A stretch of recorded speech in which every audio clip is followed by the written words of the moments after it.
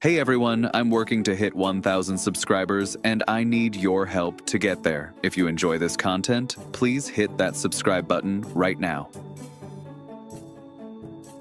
The Toronto Blue Jays are staring down one of the most complicated roster puzzles in franchise history, and it all centers around one player who might be the most underrated piece on the entire team. After what's been a whirlwind offseason filled with blockbuster moves and dramatic roster reshuffling, General Manager Ross Atkins now faces a decision that could define the entire 2026 season before it even begins.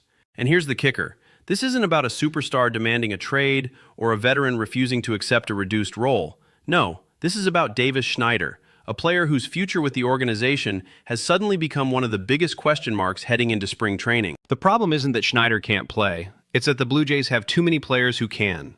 What started as building organizational depth has morphed into a full-blown roster traffic jam that's forcing Atkins to make choices nobody saw coming 6 months ago. 6 Blue Jays won't be back in 2026 after last year's heartbreaking season, and while names like Max Scherzer and Chris Bassett dominate the headlines as obvious departures, it's Schneider's uncertain status that should have fans paying attention. Because unlike those veteran free agents whose exits were basically guaranteed, Schneider represents something far more complicated. A young player with legitimate upside who suddenly doesn't have a clear path to playing time on his own team. Let's break down exactly why this has become such a mess. According to Fangraphs projections, Schneider is slated to start just 21% of games in left field and 20% at second base. Read that again.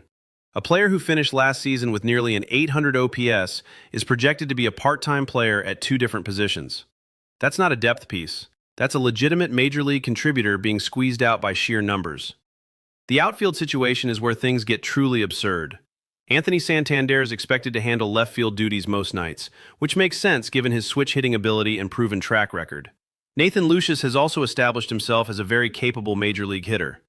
Then you've got Schneider, Miles Straw, who's guaranteed a roster spot, Joey Loperfido, who's been crushing it in the minors, and even Ohtani-class prospect talent bubbling up through the system. And we haven't even mentioned George Springer's health situation, or what happens if the Jays decide to shuffle the deck completely. This is where the impossible decision comes in. Does Atkins trade Schneider while he still has value? Does he force him into a super utility role and risk stunting his development? Or does he bet on Schneider's unique skill set and give him a legitimate shot to claim a starting role, potentially at the expense of other players who've also earned their opportunity?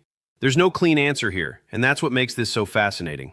Baseball analyst Chris Black recently dove deep into why Davis Schneider could actually be primed for a breakout season in 2026, and his research is eye-opening. According to Black's analysis, Schneider possesses repeatable skills that contextualize extremely well when you dig into the projections. Remember, this is a guy who absolutely cratered in April of last year before finding his groove and finishing strong. That's not just random variance. That's a player who made legitimate adjustments at the major league level. Here's where it gets really interesting. Black points out that no hitter in Major League Baseball might be better positioned to benefit from the new ABS challenge system than Davis Schneider. For those who don't know, ABS stands for Automated Ball Strike System, and it's being implemented across the league this year. Schneider had one of the best eyes in all of AAA baseball, demonstrating an elite ability to work counts and control the strike zone. His approach is fundamentally walk-based, meaning he thrives when he can trust the zone and force pitchers to come to him. The ABS challenge system could be an absolute game-changer for a player with his profile. If Schneider can challenge borderline calls and trust that the technology will back up his elite zone judgment, his already impressive on-base skills could explode. We're talking about a potential transformation from part-time player to genuine offensive weapon. But here's the cruel irony.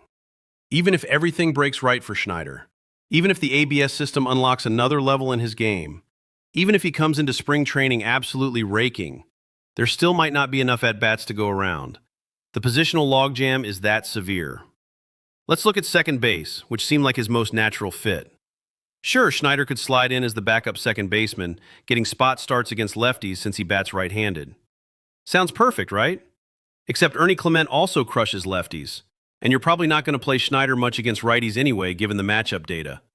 So now you're looking at a 3-way timeshare for backup infield duties, which means even fewer at-bats for everyone involved. The math just doesn't work. And the outfield depth chart reads like a prospect hound's fever dream. Left field alone features Schneider, Miles Straw, Joey Loperfido, and Ohtani can slot in there if needed. You've got high-level talent stacked in the high minors and even Class A ball. Then there's Addison Barger, who posted an 879 OPS last season and is no longer a young prospect just happy to be on the roster. He's a player who's going to demand playing time to continue his development. The logjam is real, it's deep, and it's only getting more complicated as we approach spring training. People want to spin this as organizational depth, and sure, that's technically accurate. Having multiple quality options at every position is absolutely a luxury. But there comes a point where depth becomes dead weight, where having too many mouths to feed actually weakens the roster because talented players start leaving for opportunities elsewhere. Davis Schneider hasn't requested a trade, at least not publicly, and requesting trades isn't exactly common practice in baseball like it is in other sports. But here's the reality. Schneider is entering a crucial phase of his career. He's shown flashes of being a legitimate major league contributor. He finished last season strong after a terrible start, proving he can adjust and compete at the highest level. Now he's staring at a situation where his most likely role is irregular playing time spread across multiple positions. For a player who probably envisions himself as a starter, who likely dreams of a big payday down the line, this uncertainty has to be frustrating. At some point, if the at-bats don't materialize in Toronto, he's going to want to find them somewhere else. And that's where the impossible decision lands squarely on Ross Atkins' desk. Does he trade Schneider now, packaging him with other surplus pieces to address the bullpen, which still needs help? Does he hold on to him as insurance against injuries, knowing that George Springer's health is always a question mark, and that outfield depth can evaporate quickly over a 162-game season? Or does he roll the dice on Schneider's upside, betting that the ABS system and regular at-bats could unlock a player who becomes more valuable than any reliever they could acquire? There's merit to all three approaches, which is precisely why this decision is so impossible. Trade Schneider too early and you might give up on a player right before he breaks out. Hold on to him too long and his trade value craters while he collects splinters on the bench. Play him too much and you're blocking other talented players who also deserve opportunities. It's a lose-lose-lose situation disguised as organizational depth. Nathan Lucius complicates things even further. He's established himself as a very good major league hitter, probably a step above both Schneider and Loperfido in the current pecking order. But is that enough for him to start every day? Probably not, because Anthony Santander is there, and Santander is a proven switch hitter with significant power. So now you've got Lucius, who's earned a bigger role, potentially stuck in the same limbo as Schneider. The easiest solution would be using Schneider as the backup second baseman, who gets occasional starts against lefties. But as we've already discussed, that's not really a solution at all, because Ernie Clement exists and fills that exact role. The Blue Jays have built themselves into a corner, and somebody's going to end up unhappy no matter what happens. Let's talk about the trade option for a second, because it's probably the most realistic outcome here. If the Blue Jays want to address their bullpen needs without dipping into free agency or giving up premium prospects, packaging Schneider with another surplus piece could land them a legitimate high-leverage reliever. Whoever performs worse during spring training, whether it's Schneider, Loperfido, or even Lucius to a degree, becomes the obvious trade candidate. That's just brutal roster management mathematics. The problem is that trading Schneider right now might mean selling low on a player whose best baseball could still be ahead of him. If the ABS system really does unlock his elite plate discipline, if he gets regular at-bats somewhere and puts up an 850 OPS with a 380 on-base percentage, the Blue Jays are going to look foolish for letting him go. But if they hold on to him and he languishes on the bench while their bullpen implodes in high-leverage situations, they're going to look equally foolish for not addressing a clear need. Before we move on, let's quickly address the Chris Bassitt situation because it ties into all of this. Bassitt was named as one of the guys who won't be back in 2026, and at this point, that seems like a certainty. However, new reports indicate the Blue Jays are still interested in adding another starter to the rotation. Framber Valdez remains available on the free agent market, and there's been speculation about bringing Bassitt back if they want additional depth. But here's where it gets really interesting. There are rumblings from Ben Nicholson-Smith and others that Jose Barrios might be moving to the bullpen, which would open up a rotation spot for Eric Lauer to slide back in. Talk about complicated roster decisions. If they move Barrios to the bullpen, that's a massive strategic shift that could reshape the entire pitching staff. And it shows that Atkins isn't afraid to make unconventional moves to maximize his roster. Now let's talk about the Zips projections for the American League, because they paint a fascinating picture of where the Blue Jays stand heading into 2026. According to Zips, the Jays are tied with the Boston Red Sox for the division lead, with a 40.5% chance of claiming a wildcard spot and an overall 72.6% chance of making the playoffs.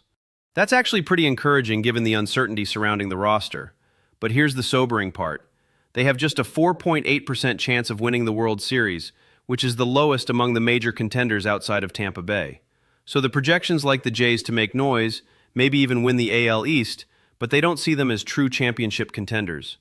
And honestly, that makes sense given the bullpen questions and the roster uncertainty we've been discussing. The playoff probability is driven by one simple factor: depth. The Blue Jays have so much depth that even if multiple players underperform, they should still have enough talent to compete for a division title. George Springer could bounce back after a down year. Vladimir Guerrero Jr. could perform even better than his already elite standards. Santander could build on his success from 2 seasons ago. Dalton Varsho could take another step forward. Bo Bichette could return to form. Alejandro Kirk could have a breakout season. The potential for multiple players to exceed expectations is real, and if even half of them hit their projections, this lineup could be one of the most dangerous in baseball. That's the optimistic view, and it's not unrealistic. But here's the flip side that nobody wants to talk about. What if the opposite happens? What if Springer's age finally catches up with him? What if Guerrero Jr. regresses?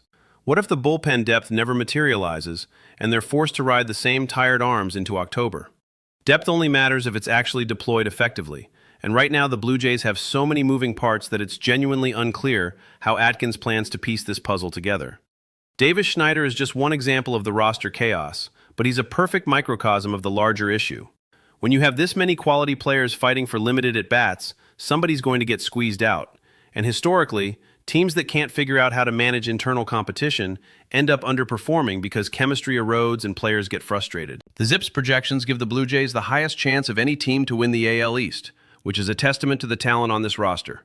But projections don't account for clubhouse dynamics. They don't factor in what happens when a promising young player like Davis Schneider watches from the bench while less talented players get opportunities elsewhere. They don't measure the frustration of a Joey Loperfido stuck in AAA despite posting video game numbers. These intangibles matter, especially over a grinding 162-game season. And right now, the Blue Jays are walking a tightrope between maximizing their championship window and managing a roster that's bursting at the seams with talent that has nowhere to go. So what would you do if you were Ross Atkins? That's the million-dollar question that Blue Jays fans should be asking themselves right now.